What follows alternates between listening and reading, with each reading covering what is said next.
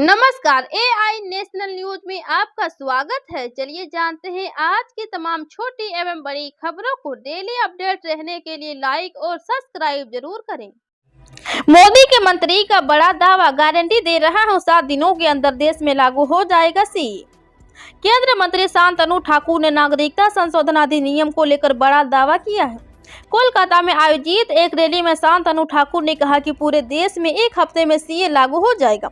बता दें, सीए कानून संसद से पारित हो चुका है, लेकिन केंद्र सरकार अब तक इसे लागू नहीं कर पाई है। इससे पहले पिछले साल दिसंबर में केंद्रीय गृह मंत्री अमित शाह ने भी कहा था कि सीए देश का कानून है और इसे लागू करने से कोई नहीं रोक सकता। फरवरी में लाखों कर्मचारियों को मिल सकती है गुड न्यूज, बेसिक सैलरी में भारी वृद्धि संभव।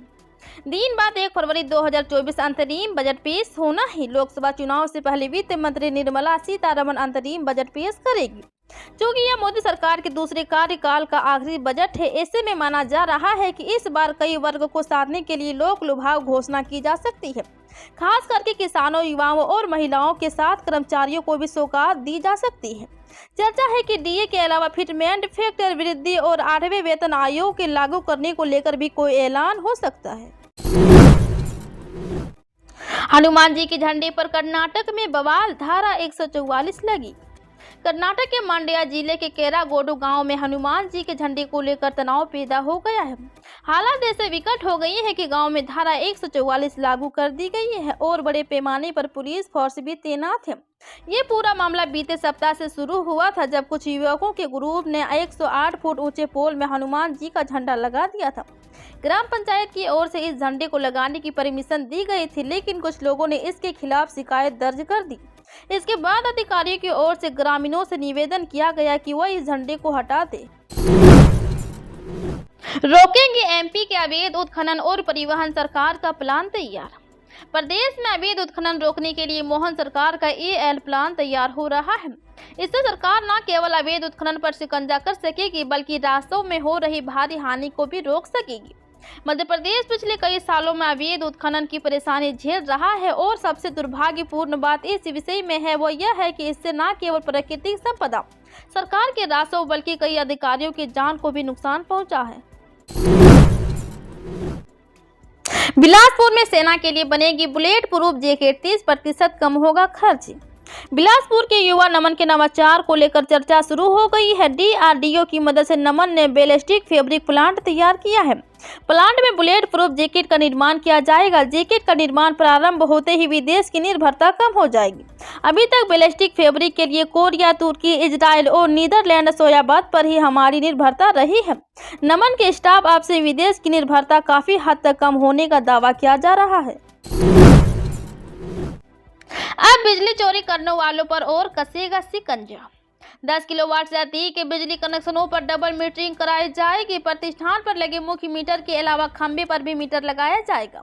दोनों मीटरों की रीडिंग व लोड का मिलन किया जाएगा। अंतर मिलने पर संबंधित उपभोक्ताओं के खिलाफ कार्रवाई की जाएगी। दक्षिणांचल विद्युत वितरण निगम के निदेशक वाणिज्य ने सभी जोन के अधिशासी अभियंता परीक्षण को डबल मीटरिंग कराकर जाँच कराने का निर्देश दिए हैं। जिले में शहरी और ग्रामीण क्षेत्र में 10 किलोवाट से अधिक की 50,000 से अधिक कनेक्शन है। किसानों ने शुरू किया रोजड़ा भगाओ खेती बचाओ अभियान। इंदौर जिले के हजारों किसान इन दिनों अपनी फसल को बचाने के लिए आंदोलन की राह पर है। किसानों ने रोजड़ा भगाओ खेती बचाओ अभियान शुरू किया है। इसके तहत किसान भारी बारिश से एसडीएम कार्यालयों का घेराव कर खड़ी फसलों का रोजड़ों से बचने के लिए गुहार लगा रहे हैं, लेकिन जिम्मेदारों द्वारा किसानों की समस्याओं का समाधान नहीं किया जा रहा है। अब किसान सावेर एसडीएम कार्यालय का घेराव करेंगे। कांग्रेस नेता कर रहे हार की भविष्यवाणी, राहुल गांधी की यात्रा को बताया 2029 की तैयारी। कांग्रेस सांसद राहुल गांधी की भारत जोड़ो न्याय यात्रा का विचार पार्टी के ही नेताओं को हजम नहीं हो रहा है।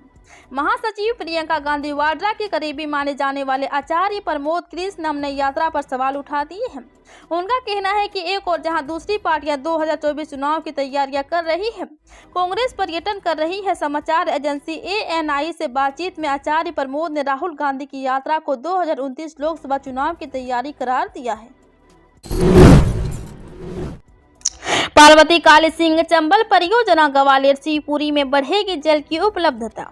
केंद्रीय जल शक्ति मंत्री गजेंद्र सिंह शेखावत की उपस्थिति में मध्य प्रदेश, राजस्थान और केंद्र सरकार के बीच पार्वती, काली सिंह और चंबल परियोजना को लेकर MOU साइन किया गया, जिसके तहत अब एकीकृत पार्वती, काली सिंह और चंबल ERCP लिंक परियोजना का विस्तृत परियोजना प्रतिवेदन बनाया जाएगा, जिससे मध्य प्रदेश में 7 सिंचाई परियोजनाओं का निर्माण होगा। साथ ही 13 जिलों में 3.37 लाख हेक्टेयर क्षेत्र में सिंचाई सुविधा भी मिलेगी। 15 राज्यों की 56 राज्यसभा सीटों पर इस दिन होंगे चुनाव।